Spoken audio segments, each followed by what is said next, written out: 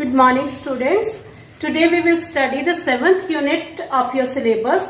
This is the chapter from macroeconomics and the name of the chapter is determination of income and employment. In this chapter, the first topic which I will take up is the aggregate demand and its components. Now let's know what is aggregate demand. Aggregate demand is the value of final goods and services produced in an accounting year.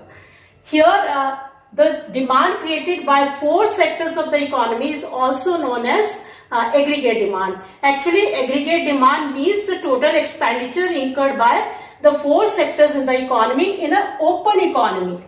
So, if we talk about open economy in national income accounting, it is the demand created by households, investors, government and rest of the world sector. So the first component in this economy of aggregate demand is private consumption demand. This demand is created by the households and the households create this demand out of their disposable income. If more is the disposable income, more will be the households demand.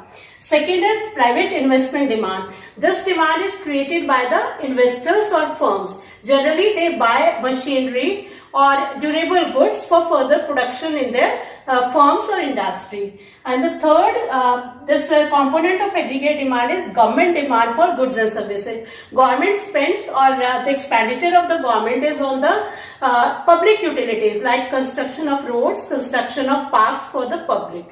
And the last component of this is foreign sectors demand. Rest of the world sector also demands from our country, and their demand is domestically produced goods of our country. So such type of demand is foreign sectors demand. If we add up the demand of all the 4 sectors, that creates aggregate demand, and this aggregate demand is same as the total final expenditure which you have read in the expenditure method while measuring the national income. C plus G plus I plus X minus N.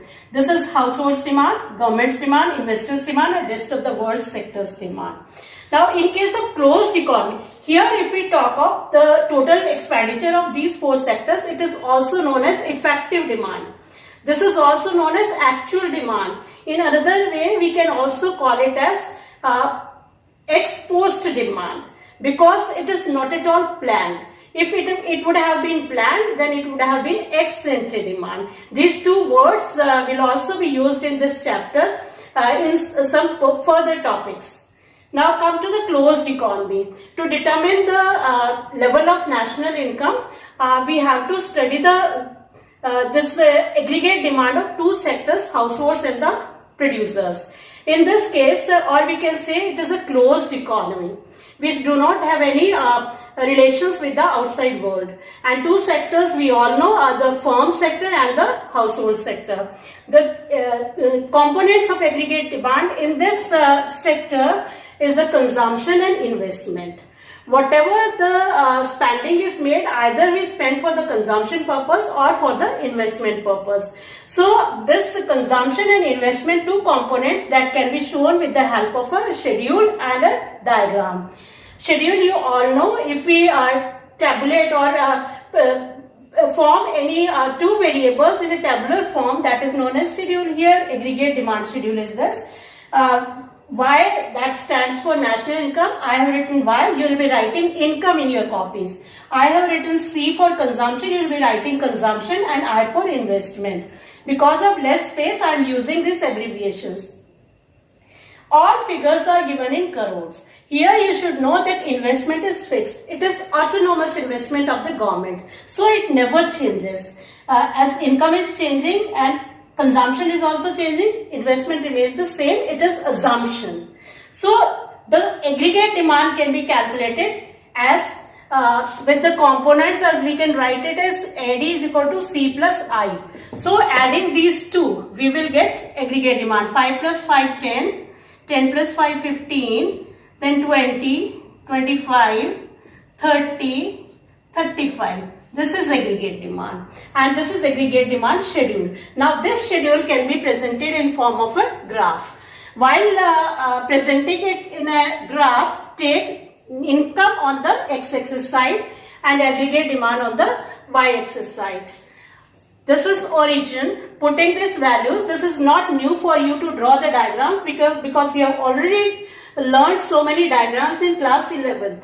So putting this value, like we are forming the AD curve. At 0 level, aggregate demand is 10. At 10 level, it is 15, 20, 20. Then 50, it is 35. So putting all these values, we will mark the points and join these points with the line. So this is aggregate demand curve, and this is consumption curve, and this is investment curve. Because it is 5 at all levels of income. 5 will be here, then 10, 5 is investment, at 15th level it is 5. So the curve of investment will be parallel to x-axis, it's a horizontal line. Now what about the consumption curve? From here we can note the behavior of consumption and aggregate demand. As level of income is increasing, consumption is also increasing, and aggregate demand is also increasing. This is the increase in aggregate demand is not because of investment, it is because of consumption. Because the consumption is never zero. This is another property or behavior of aggregate demand that you should know. We consume something to keep our body and soul together. So even at 0 level of income, there is something consumption here. And that is why the curve or demand curve or consumption curve never begins from origin. At 0 level of income, here we have 5 crores consumption, even though we don't have any income. In next, when the level of income is 10 crores, consumption is 10. Now the third observation which we can see here is that as the national income is increasing, consumption is also increasing. But the rate of increase in consumption is less than the rate of increase in income, and that's how we can note that the aggregate demand and national income has the positive slope. Now I'll take up the aggregate supply and its components. Aggregate supply is the total output produced by the different units in the economy. This can be the primary sector, secondary sector, or the tertiary sector. Actually, this value of output is equal to the cost planned to be incurred on production of this output. The cost can be in the form of rent, interest, profit and wages. Being the two sectors economy, the factor services are hired by the producing sector and the production is made there, and the same goods are bought by the household sector. When the factor services are hired, they are paid, households are paid rent, interest, profit and wages, and the same income is spent in buying the goods and services. So the sum total of rent, interest, profit and wages is also known as national income. That's why we can always say that aggregate supply is always equal to national income or national output. It has two components. Actually, when the production is made, the national income increases, and when national income increases, when we consume the goods and services, whatever is left is our saving. After a level of income, we start saving some part of our income after making our consumption fully. So this part is known as saving. The aggregate supply consists of consumption as well as saving. Let's understand with the help of a schedule. Here the carrying on the same example as we did in aggregate demand. Here the figures of national income are given. All figures are rupees in crores. It is increasing. Similarly, the consumption, it is also increasing. Saving can be calculated by deducting the value of consumption from income. 0 minus 5, it is 5. 10 minus 10, 0. Then it is 5. It is 10, 15 and 20. Similarly, we can calculate AS by applying this formula C plus S. C plus S, 5 plus minus 5, it is 0. It is 10, 20, 30, 40 and 50. From this schedule, we can look here that national income is 0, 10, 20, 30, 40, 50 and same is our aggregate supply. So we can say aggregate supply and national income are same. This can be presented on the graph also in the form of AS and saving curve. Let's start with the x-axis. We have taken income here and savings and AS on the y-axis. starting from origin, aggregate supply, that is a straight line from origin, aggregate supply, as it is equal to the national income, so it will be forming a 45-degree angle here. The saving level starts from negative of the y-axis, because we have negative saving when national income is 0. So we don't have any saving. This is also known as autonomous consumption, because as I told you that we never have consumption 0.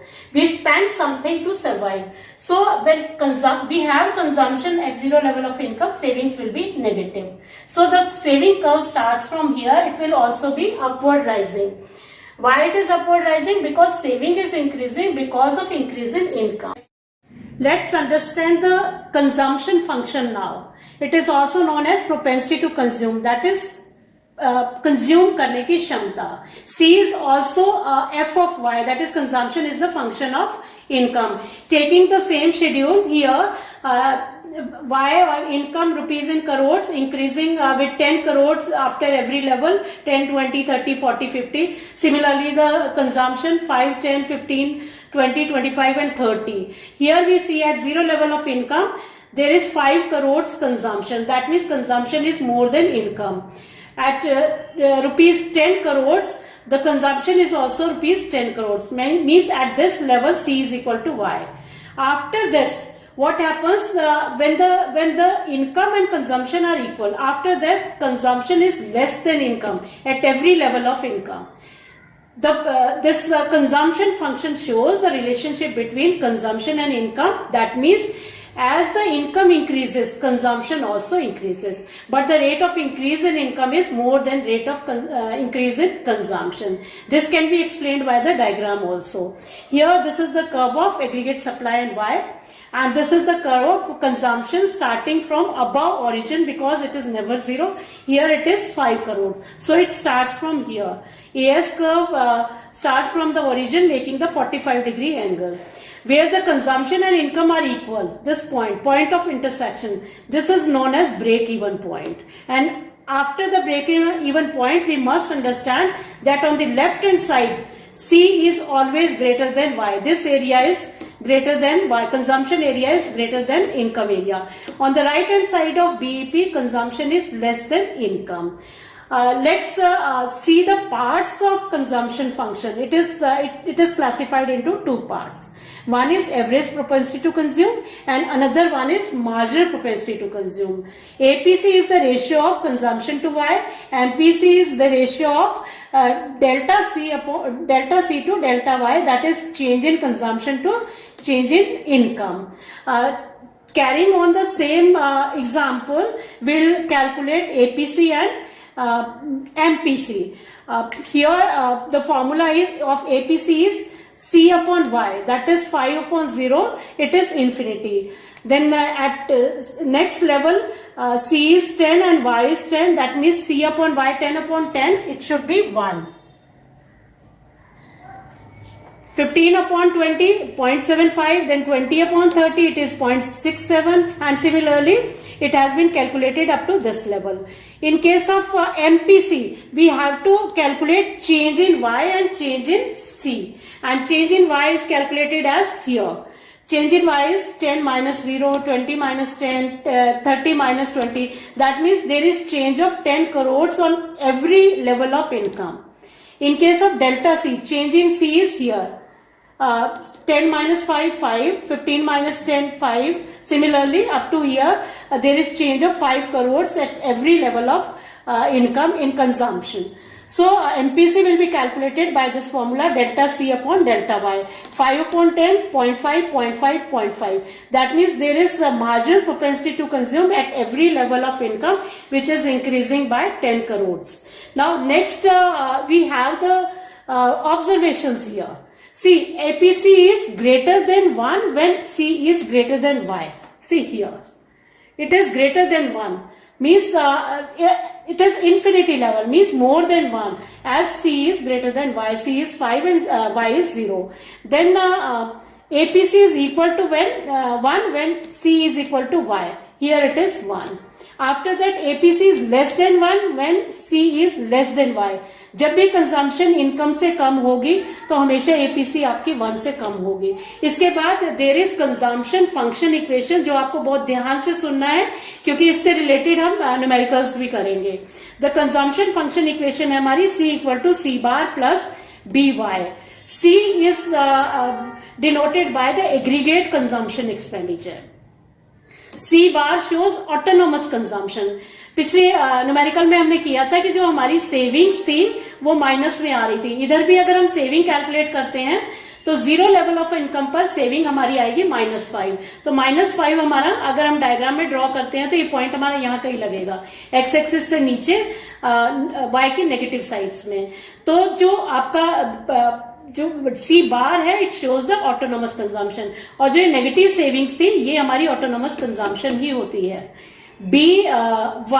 BY is induced consumption. And what is B here? B is MPC, marginal propensity to consume. And induced consumption, अगर हम इसको income से multiply कर देते हैं तो it becomes our induced. Like consumption function, we have saving function, which is also known as propensity to save. As like consumption function, saving function is also function of y. So we can write as S equal to f of y. Carrying on the same example, income rupees in crores, consumption is also given in crores. We can calculate saving by deducting the value of C from y. It is like this. Consumption function actually means the relationship between the income and saving. That's why we have calculated this. As the level of income increases, saving also increases.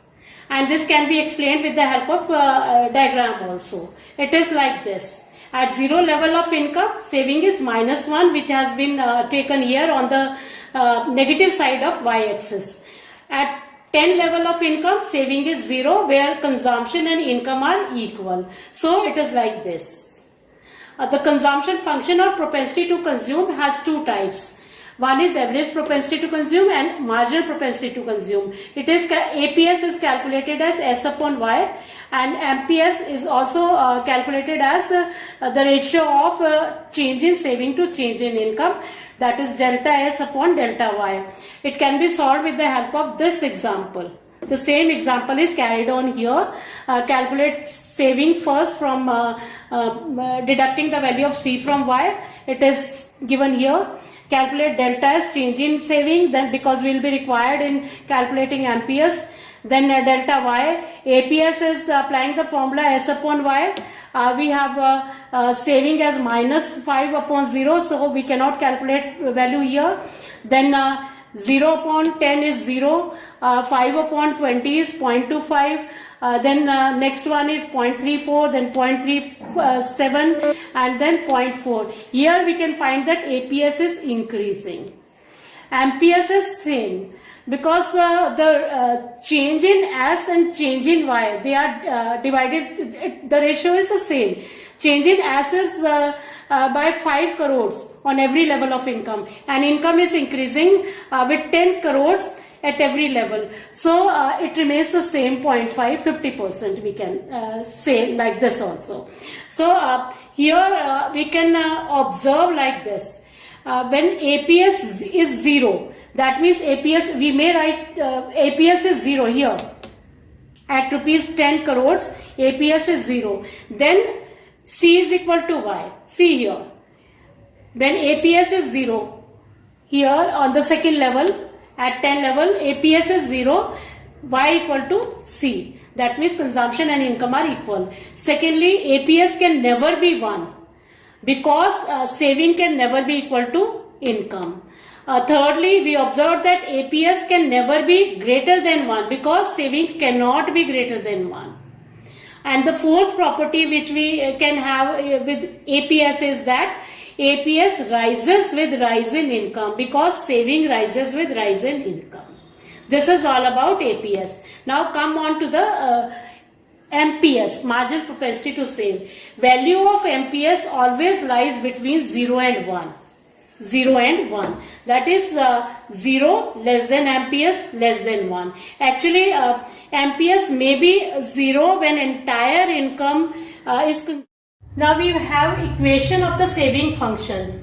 The equation is S equal to minus C bar plus 1 minus BY. Actually, before I teach you this equation, let's understand the relationship between APC and APS and MPC and MPS. Actually, the sum total of these two is equal to 1 and sum total of these two is also equal to 1. Let's solve how. As we know that Y is equal to C plus S because it has two components, consumption and saving. If we divide this equation both sides by Y, we get this Y upon Y equal to C plus S upon Y or C upon Y plus S upon Y. Or this C upon Y can be written as APC and S upon Y can be written as APS. And if we cut Y by Y, we get 1. So APC plus APS is equal to 1 because of this. C upon Y equal to APC and S upon Y equal to APS. Secondly, MPC and MPS. As we know that Y equal to C plus S, so we can also write delta Y equal to delta C plus delta S. Divide both sides by delta Y, we get delta Y upon delta Y equal to delta C plus delta S upon delta Y, and again this delta C upon delta Y, which can also be written as MPC, and delta S upon Y, that can be written as MPS. So MPC plus MPS or delta C upon delta Y plus delta S upon delta Y is equal to 1. And when APC plus APS is equal to 1, so APC can also be written as 1 minus APS or APS can be written as 1 minus APC. Similarly, when MPC plus MPS is equal to 1, MPC can be written as 1 minus MPS and MPS can be written as 1 minus MPC. From this concept, we can solve or derive the equation from consumption function to the saving function. Therefore, if C is equal to C bar minus BY, it was the equation of the consumption function. As we know, S equal to Y minus C. So, putting the value of C, we get S as Y minus. If we are putting the value of C here in place of this, that was C bar minus BY. Or S can be written as Y minus C minus BY, or the equation of saving function can be written or derived as S equal to minus C bar plus 1 minus BY. Here 1 minus B is MPS, where this B was MP. Now we will solve the numericals related to APC, MPC, MPS and APS. The first numerical given to is that the consumption of an economy is C equal to 40 plus 0.80Y. Find the value of MPS. Here MPC is 0.8 because the equation of the consumption function is C bar plus BY. And for calculating MPS, we need this equation because the MPC should be there. As we know, the sum total of MPC and MPS is equal to 1.